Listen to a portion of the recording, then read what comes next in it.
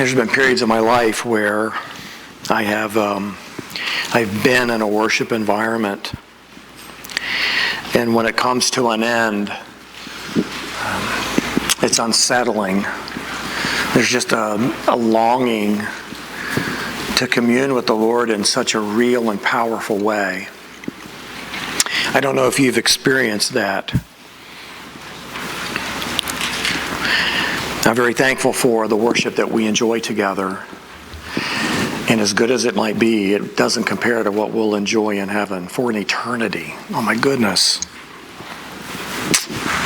Well, let's look in God's Word today. This is the last message, not in Genesis, but in the beginning. We make a transition this morning, midway through the message, and we'll begin looking at what will become the patriarchs. But before we get there, we finish up with this last section in Genesis 11, 2 genealogies. And so last week we looked at the Tower of Babel, where all of mankind was united in a single language with a single vocabulary, not only speaking English, if you will, but using the exact same words with the exact same meaning, understood and implied. And so together they were united in doing something. And as the Tower of Babel story tells us, they were united in building a city instead of going out and filling the earth as God had instructed. They wanted to build a tower that would reach up into the heavens, presumably so that the little g gods could descend and ascend into and out of the heavens so that they could commune with these little g gods.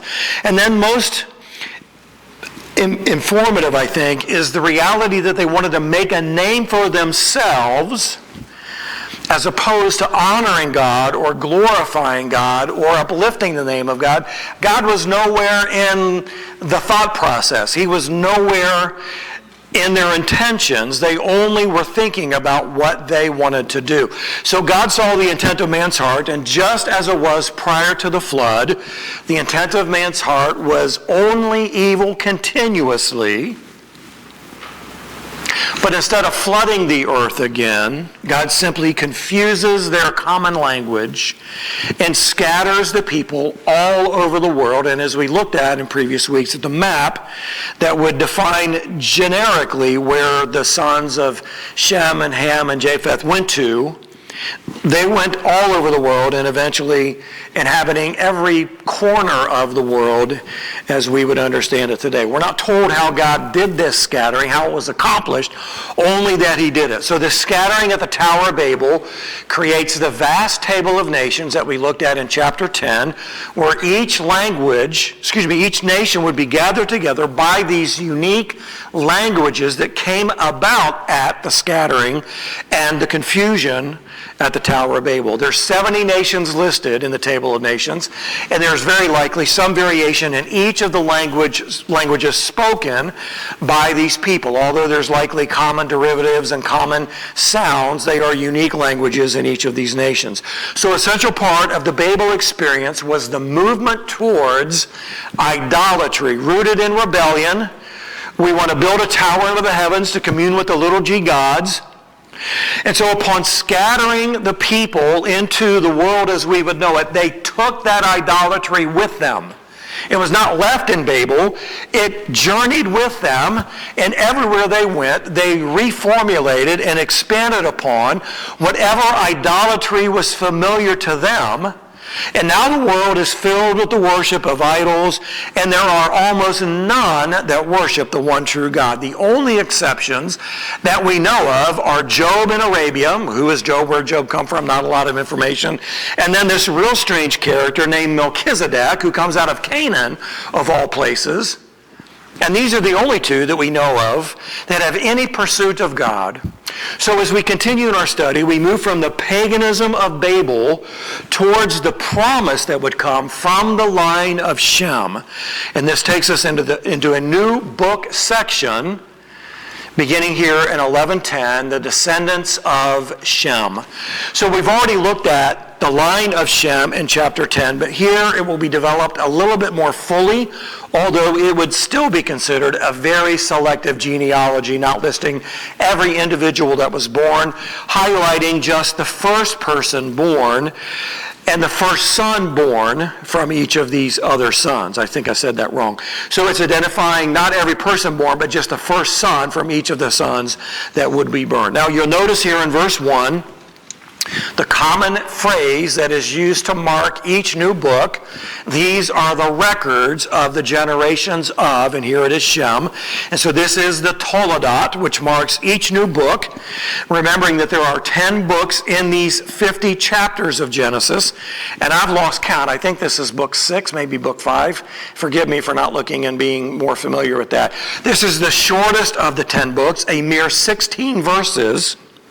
And we will note two obvious differences as we read through this. The first difference is that in chapter 5, when the genealogy of the godly line of Seth is given, there was the constant refrain, and he died, and he died, and he died. All of those generations that came from Seth were moving towards the catastrophic event of the flood, and each of them were destined for a death of judgment.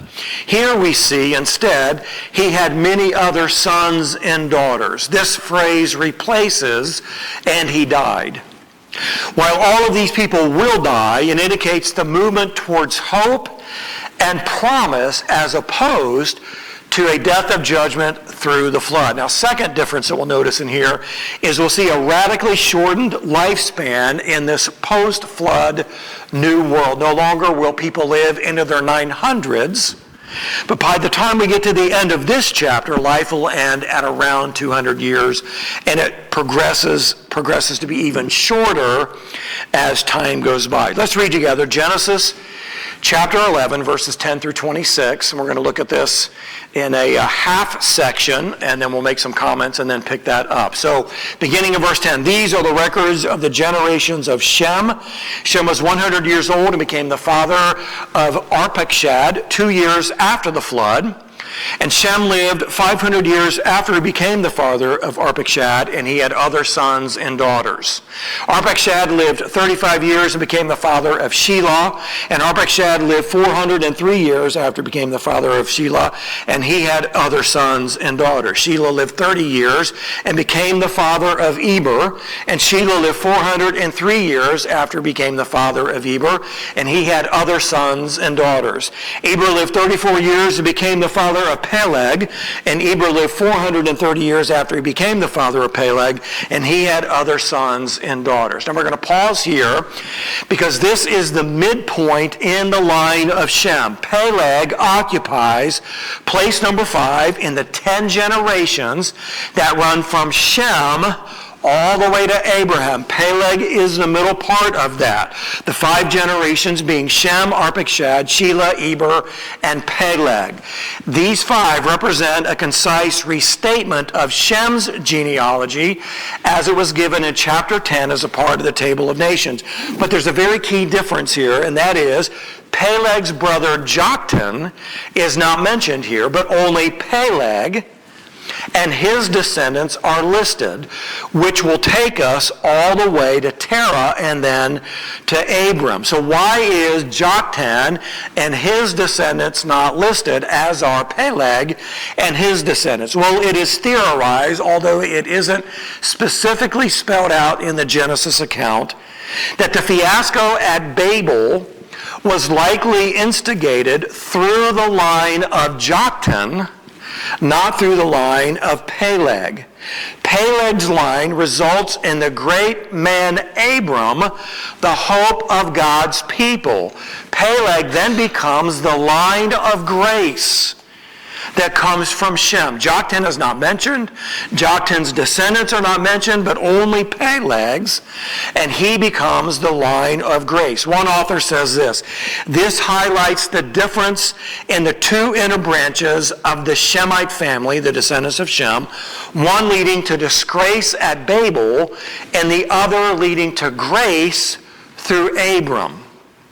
So this is what is theorized, although it's not specifically spelled out in Genesis. It is likely why only Peleg's line is developed through the line of Shem. We're going to continue now the second half of this genealogy, picking up at 18 and running through verse 26. Peleg lived 30 years and became the father of Reuel, and Peleg lived 209 years after he became the father of Reuel, and he had other sons and daughters.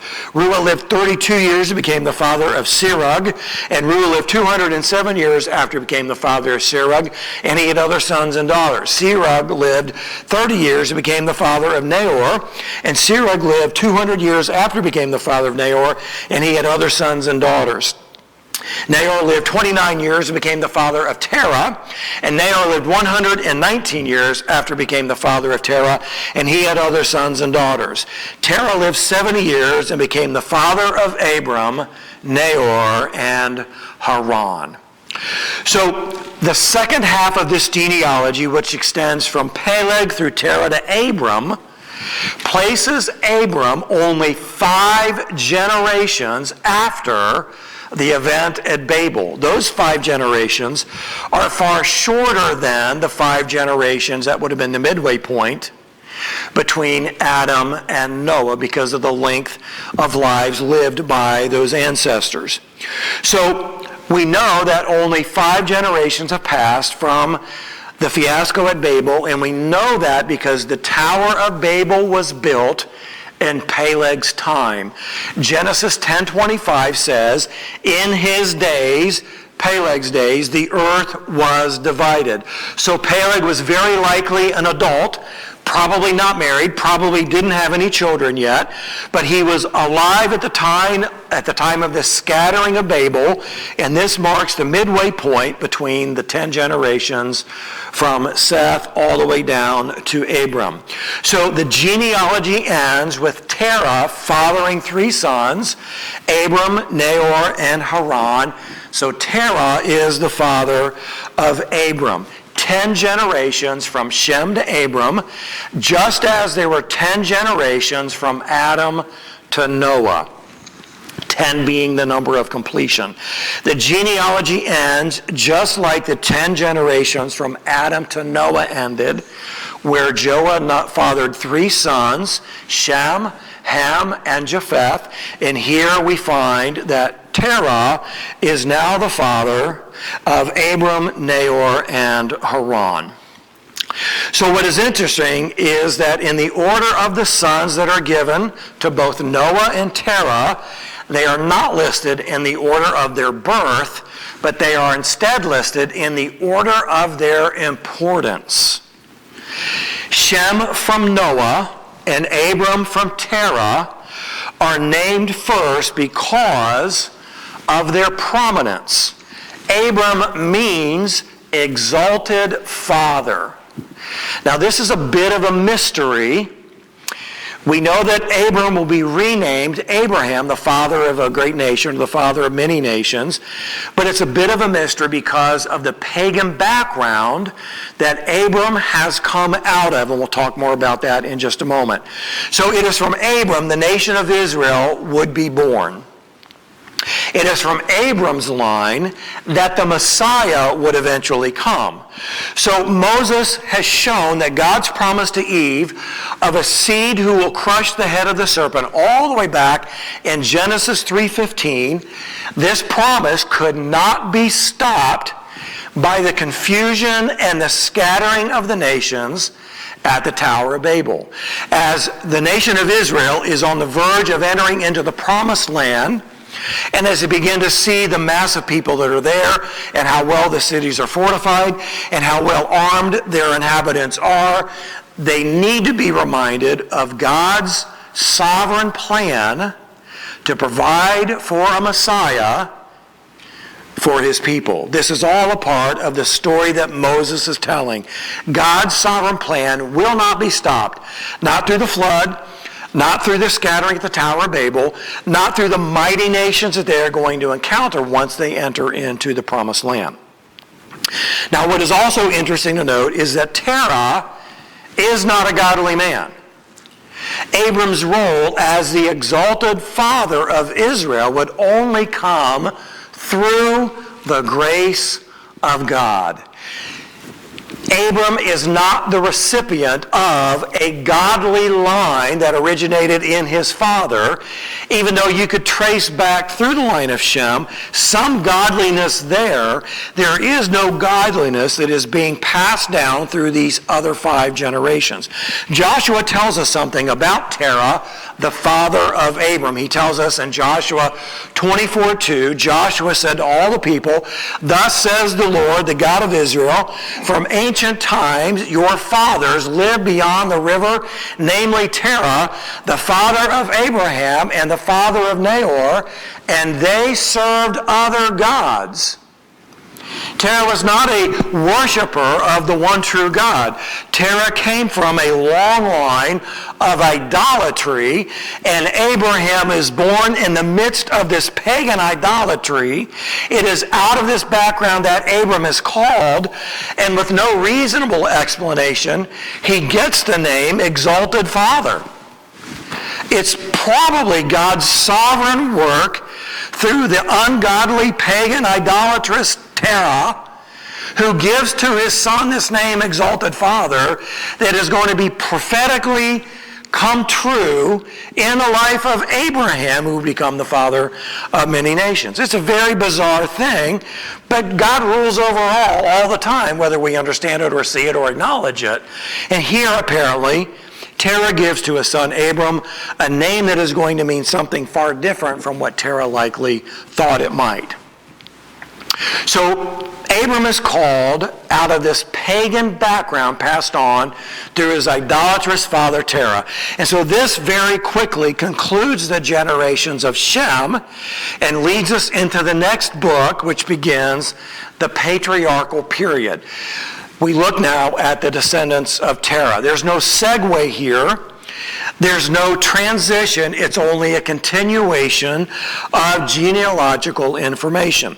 So this book, that begins here in 1127, is going to take us all the way through chapter 25, verse 10, where the generations of Terah will come to an end and a new generation will be given to us in the history of Genesis. So this genealogy that we're going to look at here is incredibly short.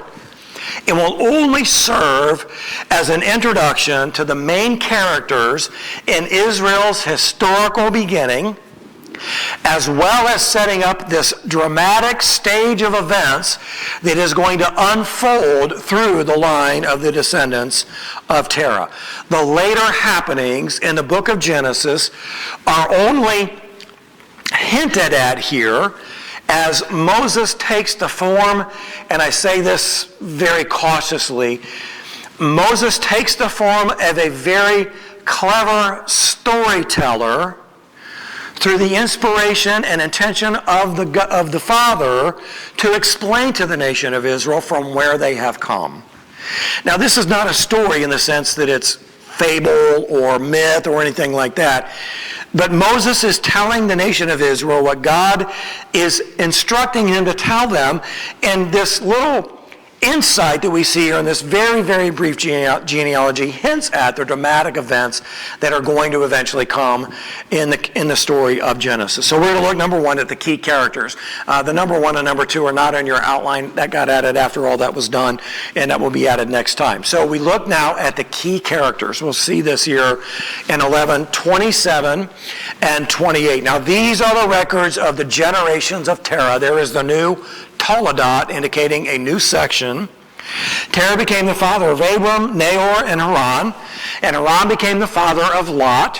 Haran died in the presence of his father Terah in the land of his birth in Ur of the Chaldeans. So the primary characters that we are initially introduced here are Abram and Lot. The 3 sons of Terah are again named, and we have the added information of the son of Haran, who is Lot. Now, Lot is introduced because of his role in the life of Abram as the story of Genesis continues. We're told that Lot's father, Haran, dies, and Abram, as an uncle, becomes like a father figure to Lot. Now, the next key characters that were introduced here are to their wives. Verse 29 and 30. Abram and Nahor took wives for themselves. The name of Abram's wife was Sarai, and the name of Nahor's wife was Milcah, the daughter of Haran, the father of Milcah and Iscah. Sarai was barren. She had no child. Now, we know what all of this is leading us to know more about because we've already read it, but you can see how masterfully these characters are being set up for these dramatic events that are going to take place throughout the story of Genesis. So, excuse me, we're told about the women whom Abram and Nahor would marry. Abram marries Sarai, who we will much later learn is his half-sister, since she is a daughter of Terah. Nahor marries his niece Milcah, the daughter of his brother Haran, who had died. Some argue this is a different Haran, but there's most that believe this is actually the Haran.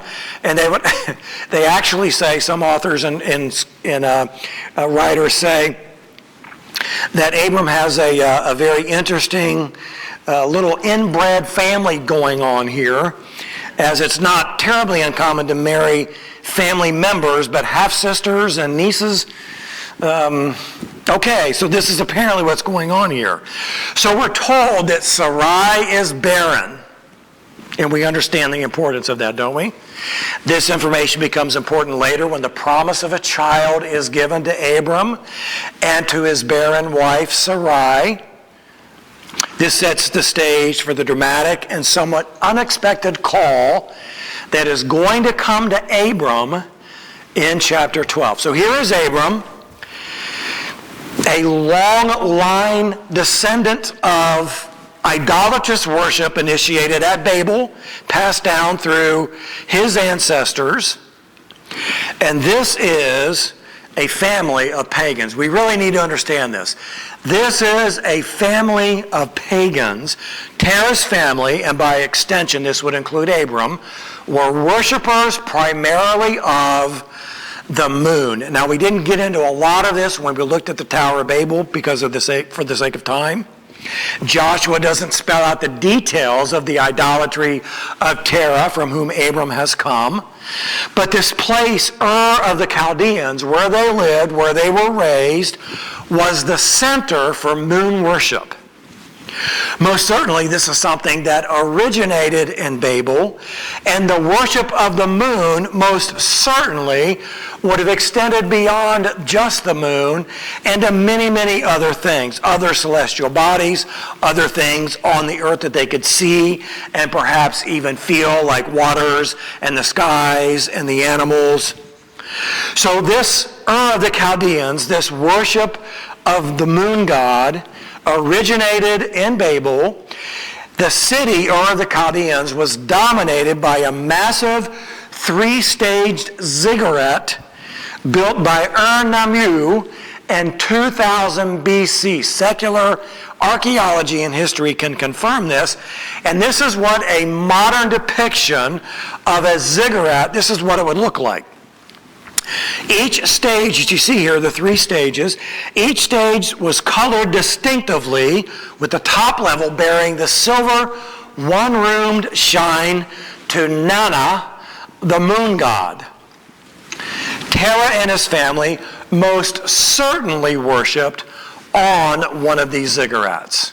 It is assumed that Abram and his family would ascend as far as they were allowed. They would look at the moon and they would worship and they would offer sacrifices and they would do all of the things that were a part of the worship of this idol. This is a picture of an ancient remains of a ziggurat and what it would look like more accurately from that depiction, which is so clean and carved out. So somewhere in this ziggurat around the base is a royal cemetery, and when they've excavated this royal cemetery, it has revealed what is assumed to be ritual burials for important people, and many ancient historians say that this royal cemetery is sealed with human sacrifice. Think about that. Here is your God and as a part of our worship to our God, we're going to kill you and you and you and you and you. So come on up. You're going to be a sacrifice. It's all okay. Because Nana is going to be very, very pleased. So the names of Terah's family are filled with examples of this moon worship idolatry. Terah's name is related to the word Yariah, which is moon, and Yera, which is lunar month. Sarai is the equivalent to the Akkadian Saratu, which means queen, and was the name of the wife of the moon god Sin. Milcah is the same as the goddess Malkatu, a title of Ishtar, the daughter of the moon god. So Terah's family, the names of his family, is rooted in the worship of the moon god, and it is out of this context that Abram will be eventually called, and here the unexpected happens. Number 2, and that is the move. Verse 31 and 32. Terah took Abram his son, and Lot the son of Haran his grandson, and Sarai his daughter-in-law, his son Abram's wife, and they went out together from Ur of the Chaldeans in order to enter the land of Canaan, and they went as far as Haran and settled there. The days of Terah were 205 years, and Terah died in Haran. So as we look at this section here, this move, there's a bit of a quandary in how we are to actually understand what is being said here. So we are told that Terah took his family from Ur of the Chaldeans to go into Canaan, but we're told in Genesis 15 that God called Abram to leave the land of Ur and to go to where he would tell him to go.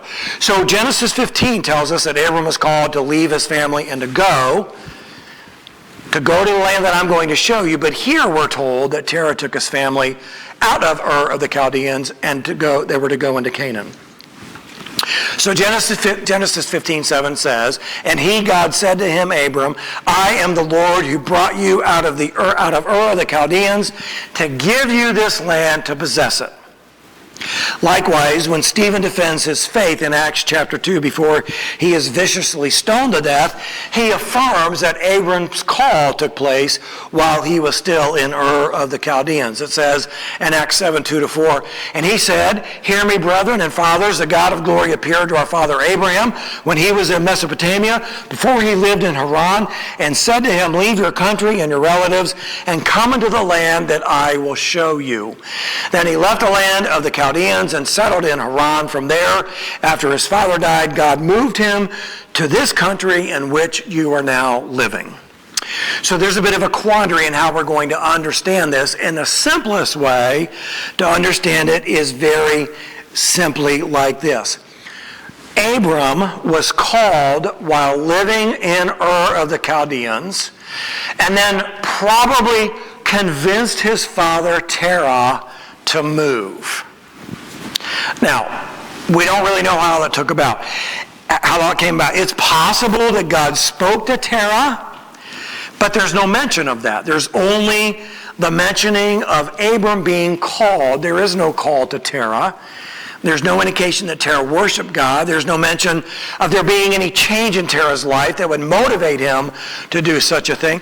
So the most likely explanation is that Abram was called and convinced his father Terah to move the family. And if in fact this is what happened, we know based on what is told to us throughout the Old Testament that this is the journey that Abram would go on with his family, Terah. So you can see the origination, Ur of the Chaldeans, and they went as far as Haran, and they settled there, and this is the place that Abram would eventually go.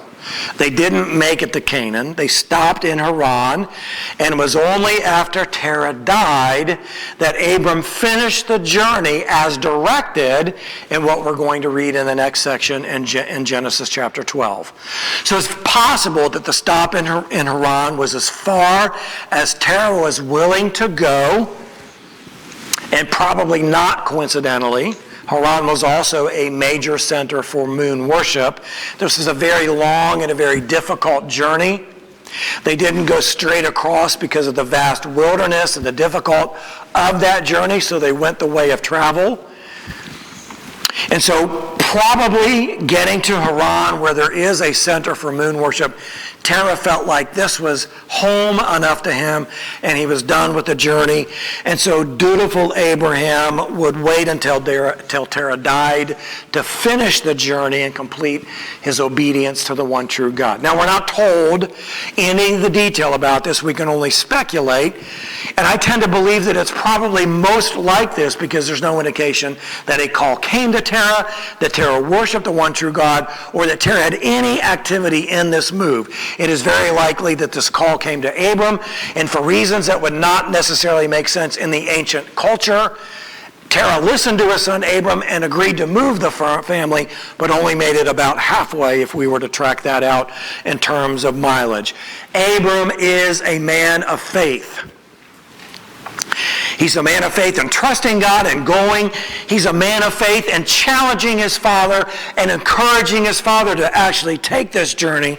But Abram's obedience was one of monumental faith. Why?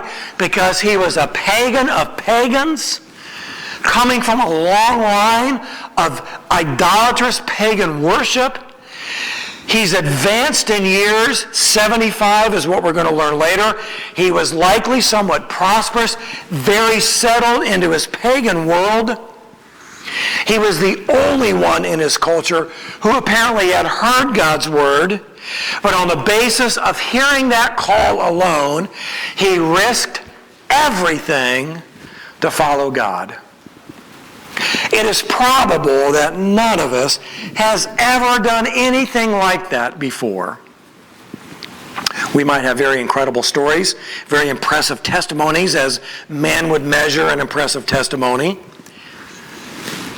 But this thing that Abram did in response to the call of God is a part of what made him such an example of faith.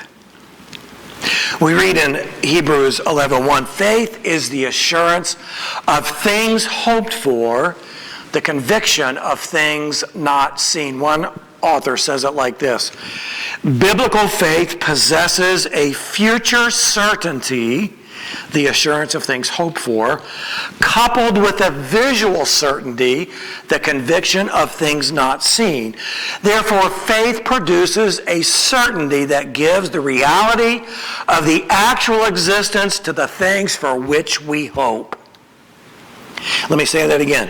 Faith produces a certainty that gives the reality of the actual existence to the things for which we hope. That is monumental faith. That is what Abram possessed. When he heard the call of God, he was so certain that God was going to provide the things that he did not yet see, that he left the land of his father. He encouraged his father and his family to travel with him. He would eventually travel on after his father died. He had a certain promise that he would be the father of a great and vast nation, the father of many nations.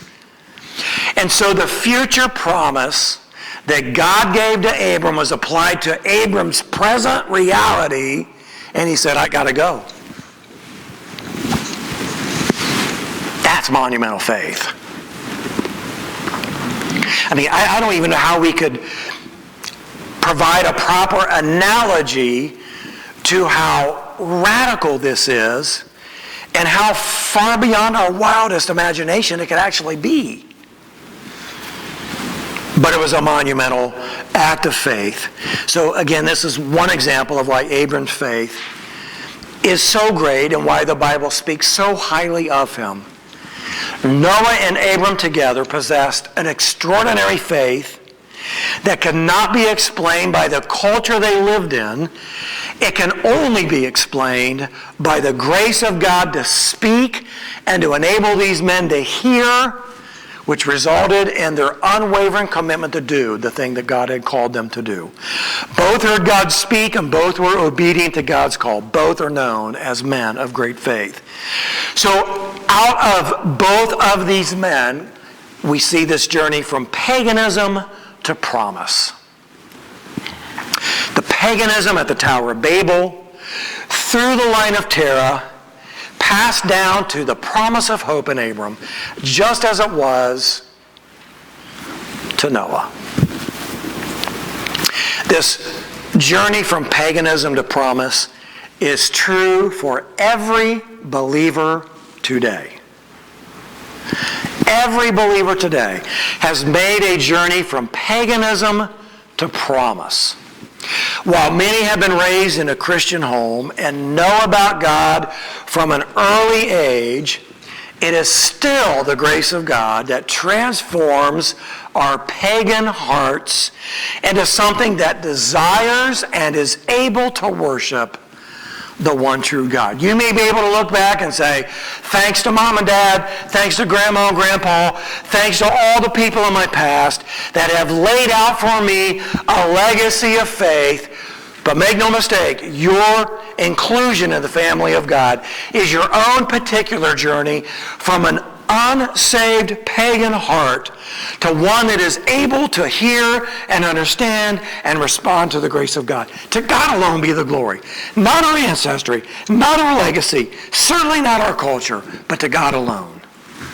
We all share in this journey from deep paganism into an amazing grace of God that allows us to know who He is and to confidently cling to what it is that lays ahead of us, not only in this life, but in the eternity to come. Would you join me in prayer, please?